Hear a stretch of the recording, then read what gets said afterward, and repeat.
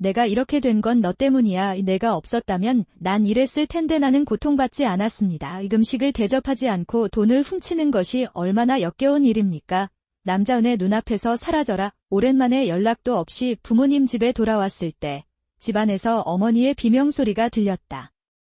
평소에는 차분한 어머니에게는 기대할 수 없는 목소리다. 엄마, 무슨 일이에요? 당황해서 집에 들어간 순간 나는 멈춰서서 물었다. 잃어버린 나뭇잎 이게 뭔가요? 집은 엉망이었습니다. 곳곳에 쓰레기와 물건이 흩어져 있습니다. 악취가 났습니다.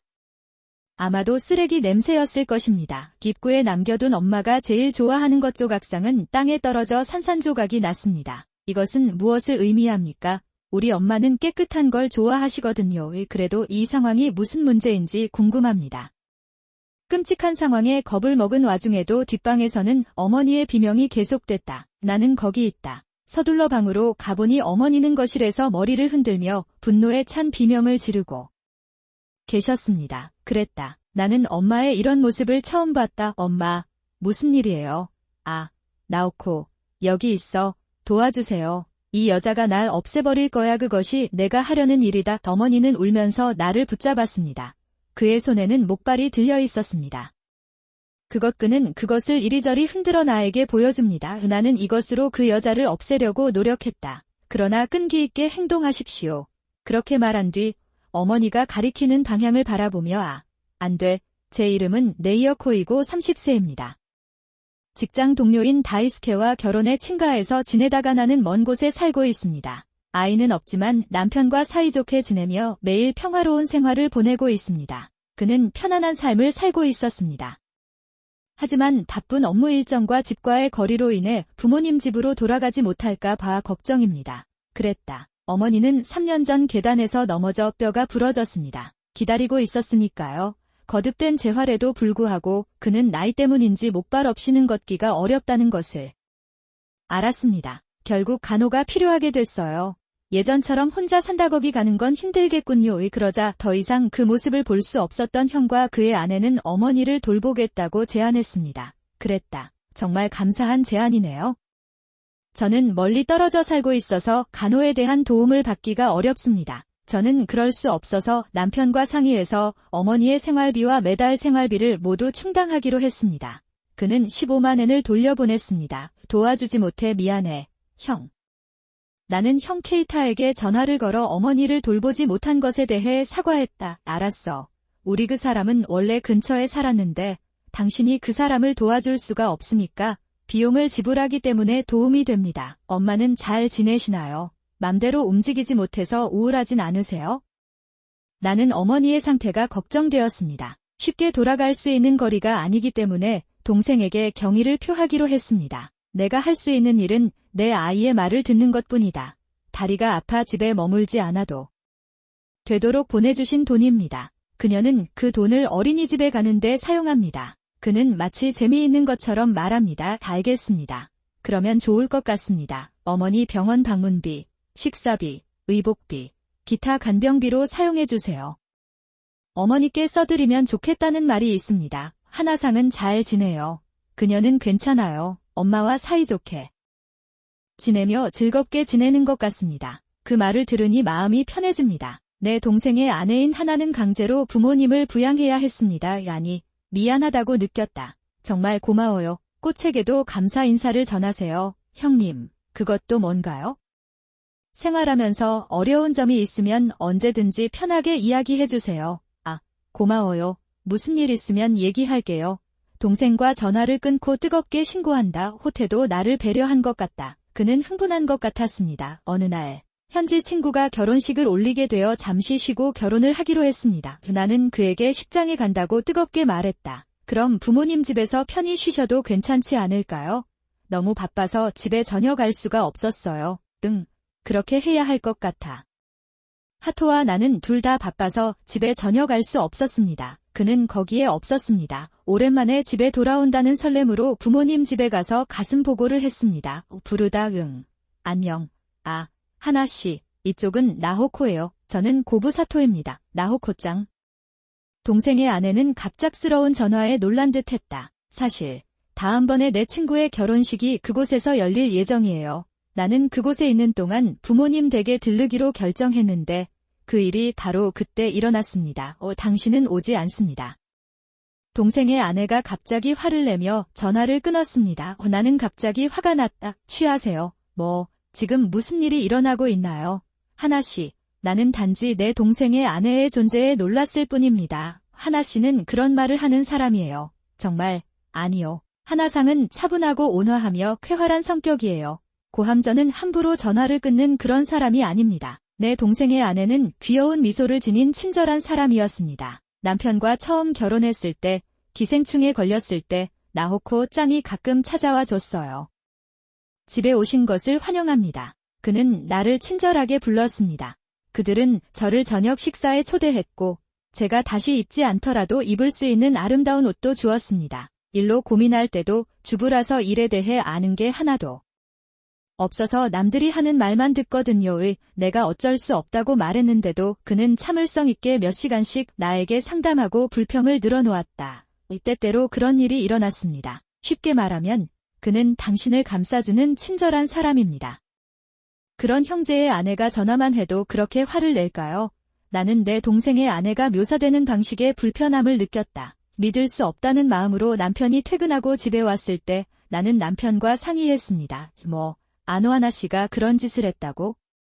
남편은 눈을 크게 뜨고 믿을 수 없다는 표정을 지었습니다. 저도 동생의 아내가 화내는 걸 본 적이 없어서 그 마음이 어떤지는 잘 모르겠습니다. 이해합니다. 역시 이상하네요. 하나 씨, 무슨 일인지 궁금하네요. 어쩌면 피곤했을까요?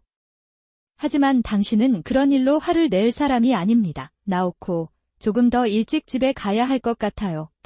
그렇게 해야 할 것 같아 회사에 얘기해서 일찍 집에 돌아갈 수 있도록 할게요. 나는 즉시 회사에 휴가를 요청했고 예정보다 일찍 귀국하기로 했다. 그날 나는 부모님에게 연락도 없이 집으로 돌아왔다. 동생의 아내가 오지 말라고 해서 다시 간다고 말하기가 어렵습니다. 그렇다면 조용히 떠나야겠다는 생각이 들었다. 집 앞으로 가서 인터폰을 누르려는 참이었다. 뭔가 부서지고 격렬하게 이상한 소리가 들렸습니다. 그때 옆집에서 끙끙거리는 소리가 들린다. 내가 이렇게 된 건?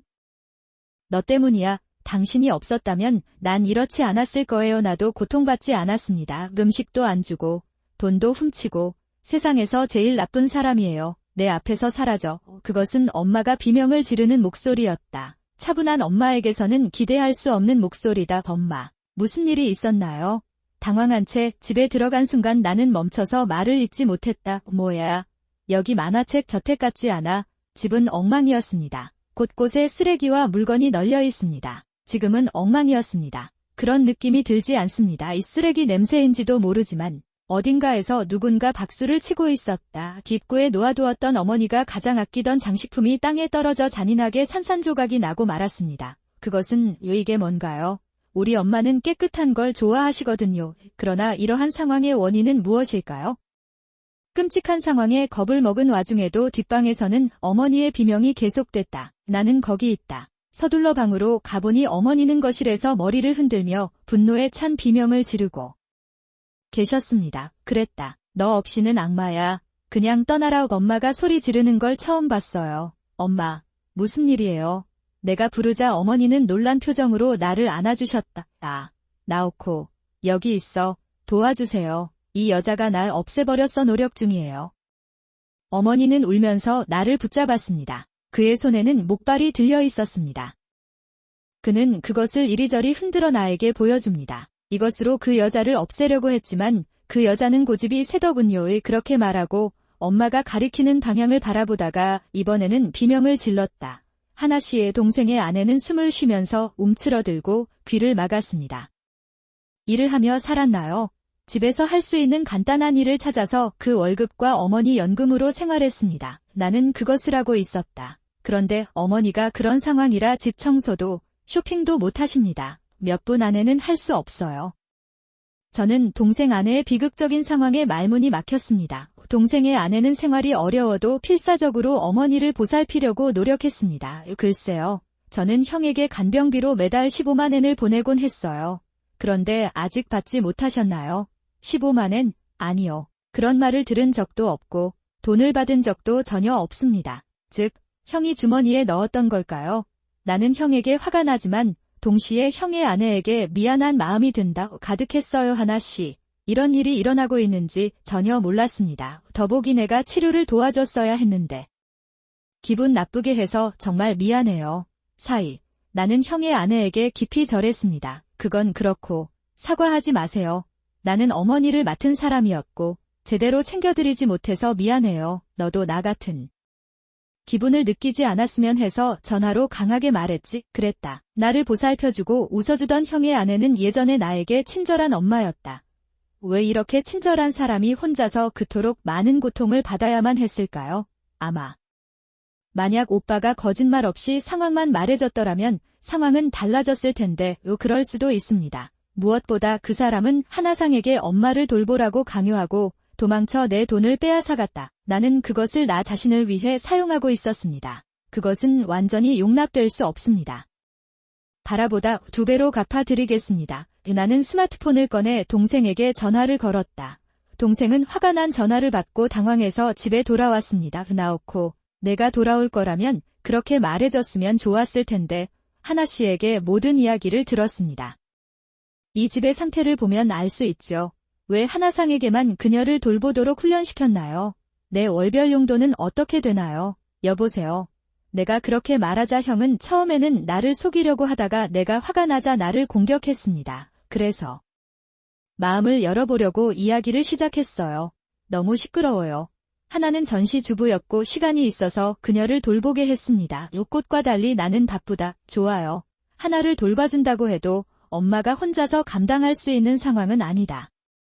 용돈도 생활비도 안 주시는 게 너무 안타깝습니다. 게다가 하나씩 펜션도 있으니 먹고 살 수 있을 자신 있어요. 너무 과장된 아이야 그렇지 않나요? 당신이 관리할 수 없는 꽃이 탓이다. 나는 형이 그런 말을 했을 때 거의 깜짝 놀랐다. 그러고 보니 형은 결혼할 때까지 집에서 살았다. 결혼한 뒤에도 형의 아내가 재정관리를 맡았다. 당신은 살기 위해 얼마나 많은 돈이 필요한지 모릅니다. 형님, 당신은 최악이에요.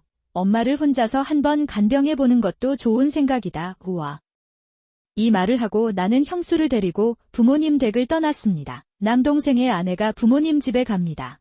그리고 대피하세요. 반면 동생은 하루 만에 어머니를 돌보기에는 한계에 이르렀고 나와 동생의 아내에게 수차례 연락을 해왔다. 그러나 나는 모든 것을 무시했다. 혼자서 아무것도 할 수 없는 형은 어머니를 빈 요양시설로 옮겼습니다. 거기에 두고 온 것 같습니다. 나는 현지 친구로부터 이 이야기를 듣고 형과 그의 아내와 함께 상의하기로 결정했습니다. 이제 나는 하나상이 매일 어떤 기분인지, 그녀가 얼마나 힘들어하는지 이해합니다. 오쇼. 그리고 매달 내가 보내준 돈도 다 받게 될 거예요. 정가. 그건 좀 형은 공개적으로 나를 지지한다. 그러자 동생의 아내가 싸늘한 목소리로 말했다. 케이터 씨, 솔직히 대부분을 도박에 써서 돌려드릴 수가 없어요. 괜찮지 않나요? 도박, 무슨 뜻이에요? 집에 돌아오면 부모님의 도움을 받아 형사에게 케이타 씨에게 호소해달라고 부탁했습니다. 조사를 요청했습니다. 당신은 나를 속이고 있었어요. 하루에 3번씩은 친구들과 도박을 하며 시간을 보낸 것 같습니다. 형은 얼굴이 창백해지고 금붕어처럼 입을 벌렸다. 말하는 아무리 번역하려고 해도 단어가 나오지 않는 것 같아요. 증거가 너무 많아서 그냥 지나칠 수가 없어요. 이 증거를 토대로 변호사와 상담하여 귀하에게 치료비와 이혼을 요구할 예정입니다. 우와, 이혼하자 별거. 이혼, 잠깐만요. 그건 오해예요. 형은 변명을 하기 시작했지만 형들은 차갑게 무시했다. 결국 모든 증거는 형은 도저히 그 일을 면할 수 없다는 것을 깨닫고 이혼에 동의했습니다. 전 남매는 부모님 집에서 나와 독립해 생활을 시작했다. 선장도 돌아와 자유로운 삶을 즐긴다. 괴로워하고 있는 것 같습니다. 전 남매들과 저는 처음부터 사이가 좋아서 계속 연락을 주고받았고 같이 술을 마시기도 했어요. 되었다. 동생의 경우 친가를 버리고 바람을 피우는 집으로 이사한 것 같습니다. 카시는 불륜을 저질러 의사 진료비를 청구받았고 두 사람은 밤낮으로 불륜을 저질렀던 것으로 보인다. 과로하고 있다고 들었습니다. 돈 문제로 끊임없이 다툼을 벌이고 헤어질 위기에 처해 있다. 내 잘못이야. 이전 형제자매와 어머니네가 그 사람을 고통스럽게 만들었기 때문에 내 잘못인 것 같아요. 나는 더 이상 사람이 살지 않는 부모님 집의 외로움을 느꼈습니다.